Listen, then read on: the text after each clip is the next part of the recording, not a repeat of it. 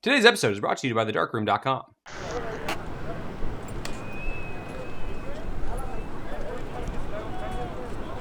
One, two, and...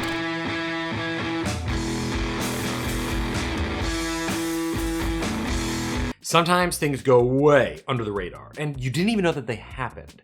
Kind of like that little fart you accidentally let slip in front of your high school crush. It happens, don't worry about it, it's natural. But that's actually what happened with this film coming out of FPP, the Film Photography Project. They let that little fart fly and done spooled up some FPP Color 125 in glorious 120. To be honest, I kind of forget about FPP. I don't mean to, but what can I say? I'm stuck in my ways. It's hard for me to Command T another tab and click buy. But when this film is boasting that it's the only one of its kind on the block and it has a unique New York look, that means I have to see what might make this film special and where the holy guacamole does it come from. Because it always comes from somewhere. Good thing that Trev Lee is in Southern California. So on that hot summer day, packed into my Honda Civic with no AC, I headed down south with 2 medium format cameras. Trev and I would be meeting up for some coffee in the morning, and we decided to go to Balboa Beach to bag us some bangers. Before we embark on this sweaty Sunday, Trev promised to bring the drugs film if I were to bring the clankers cameras. So I decided to be a nice guy and lend him my Mamiya 645. I, however, would be slugging around the Boeing of the medium format world, the Pentax 67. I hope that joke lands. What do we got for us, Trev? So we got the new FPP Color 125. They sell in 35mm, and I've shot it before. That's really good. And this film, to my knowledge, is only available in 120 through the FPP. And I thought it might be good as a base to show at one point side by side between these two with Kodak Gold, because most people know what gold looks like, but this film has a lot of character, so for color film, so it'd be cool to see if it'll be I don't know. Some people say I have character.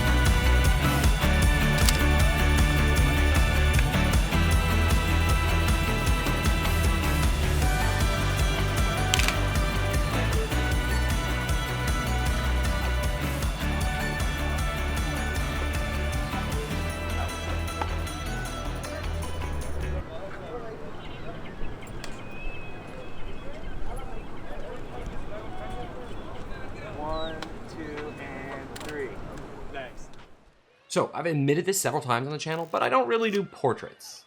But when someone asks for it, especially someone so interesting, I just can't help to pass it up. And damn, those pants up.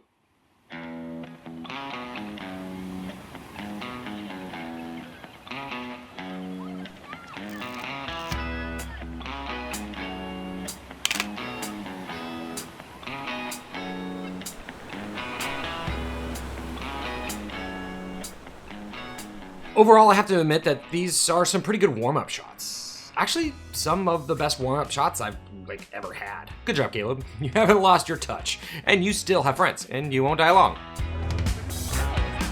So right off the bat, other than the Halloween-inspired color scheme, you can tell that this film is definitely bringing the saturation and the sharpness.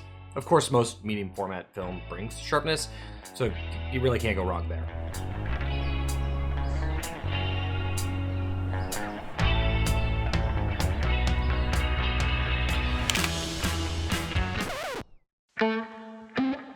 Oh, but how are you doing?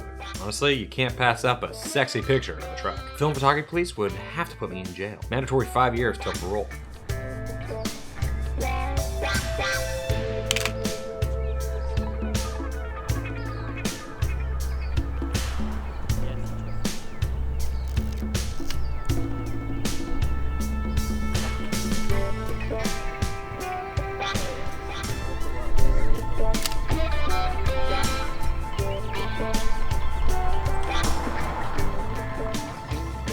this film stock really did wonders here, especially in this last photo. This is the one that I think works the best. The fence, the building, the twig, but most importantly, the car. But I do have to admit that the shadows are kind of cooked, but who needs them? 10 minutes and I've already finished a roll. This is not going good for the rest of the day. Now to Balboa Island. Only one way in and one way out on a boat.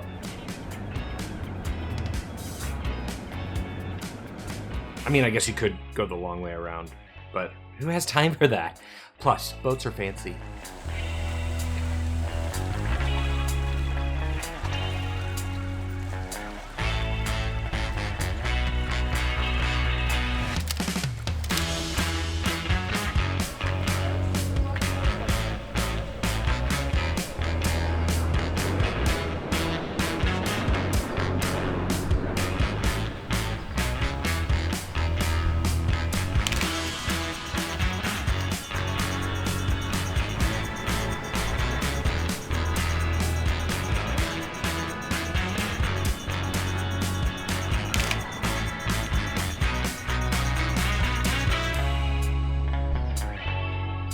As Trev stated before, this isn't quite the first go around with this Color 120 film. It has existed for a little bit in the 35mm variant, kind of like how Loki was an alligator for a second. But unfortunately, I actually haven't shot the 35 before. But according to their website, those reds go ham. This is, however, the first time this film exists in 120, so that's pretty cool.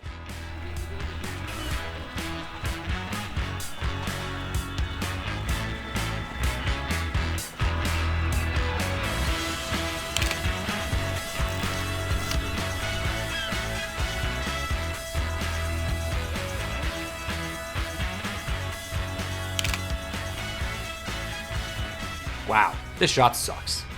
The end.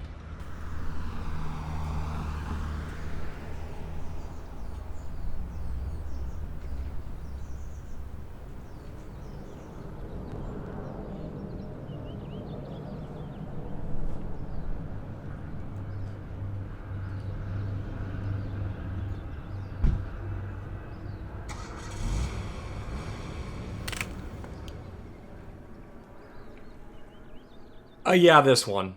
This one makes me feel all warm and fuzzy inside. Maybe just because it's yellow and yellow invokes warmth. Almost like it's welcoming me home. But like it's not, because I ain't got no Balboa money. Overall, I'm really into the colors that this film naturally produces. It's not too flashy, but just the right amount of pop. It also kind of has like a retro vibe, maybe slightly expired, but not really expired, because the colors are really good. I don't know, it's good. I'm into it. Doesn't change, still the same.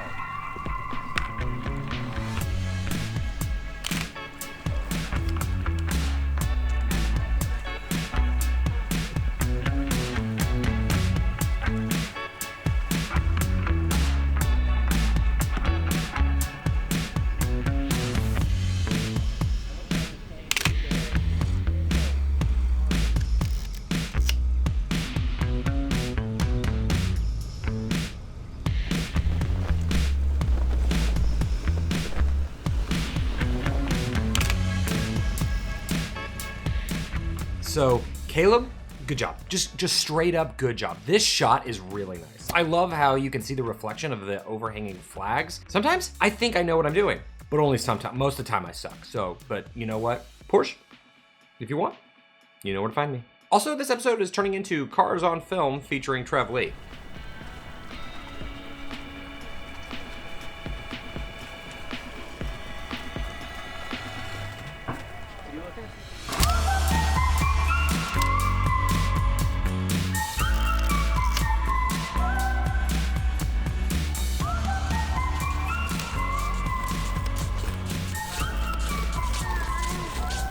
Now, what is this film? Because we know there are only so many players in today's Olympics. And looking at their website, you really can't glean much. A subtle, unique, fine-grained color film with a retro look unlike any other color print film. The film boasts an unusual color palette and offers a look that is unique from any other film stock.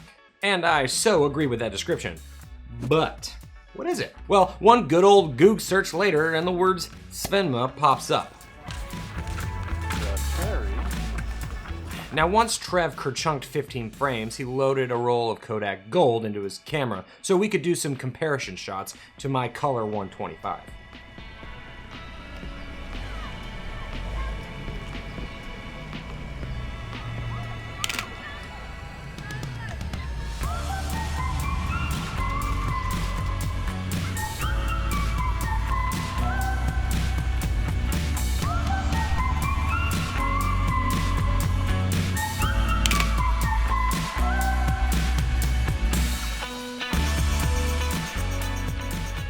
Oh, what do we have here?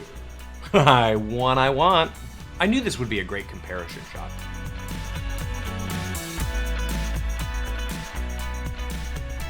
Kodak Gold actually seems to capture some true yellow tones, as FPP 125 has a hint of red/orange in the hues there. It was as if the hue wheel was just turned ever so slightly.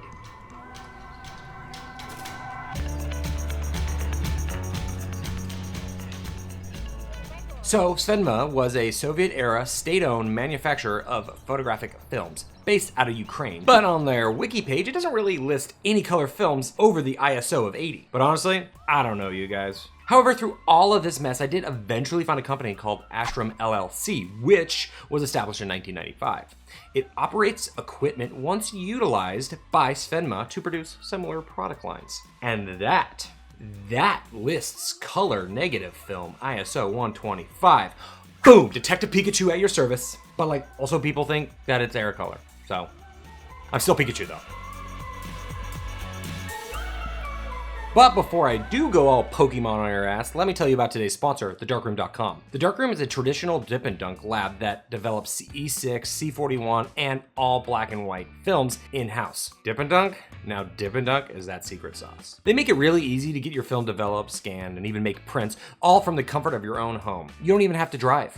You can put it in the mailbox, you let the postal service do the hard work, just sit on your ass. They also offer a wide variety of print options, including true black and white prints on Ilford silver gelatin paper, which can all be ordered at the same time you develop or printed later from your uploaded scans. Honestly, ordering online is simple and fast, and they even provide prepaid shipping options for sending out your film for development. And if you have a phobia of computers, you can do everything straight from your mobile device. So go check out thedarkroom.com or download the Darkroom app to get you started. Okay, let's go back to shooting some FPP.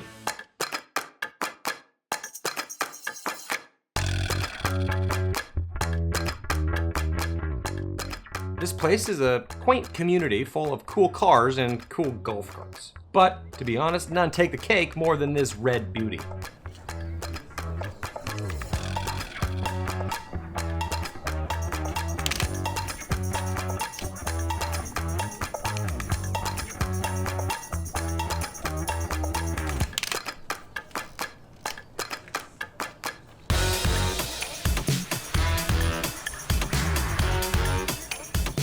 Between these two stocks, the reds and the FPP really pop hard. It pops harder than Mike's Hard Lemonade, my first alcoholic beverage, by the way.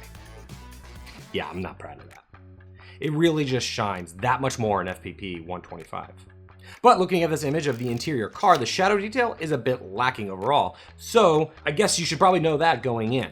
Don't just take pictures of empty voids. It doesn't work. By this point, you know that the reds go f***ing hard.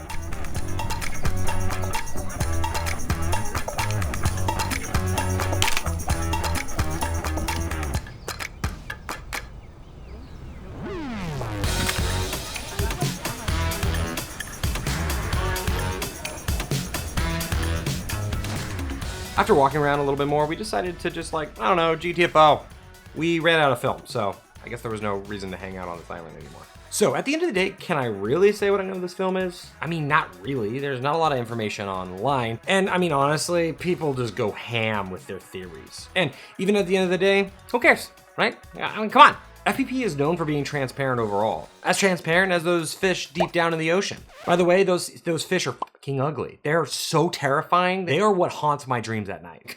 They're creepy. We can all agree. But regardless of what this film really is, it's nice to have another film option out there in 120. Especially since no one else in the US is offering this specific film emulsion. That's pretty awesome if you ask me. Overall, it comes in at a good price. Here in 2024, it's about 13 bucks. not bad. It's the same price as Portra 160 or even Ektar. And I'd so pick this over Ektar. Ektar and I are taking a little break at the moment. Things are a bit testy. Overall, this was such a fun time just walking around and shooting film in a new location, and it's always amazing to see my buddy Trev. So let me know if you've tried this film or plan on picking some up. Okay, until next time.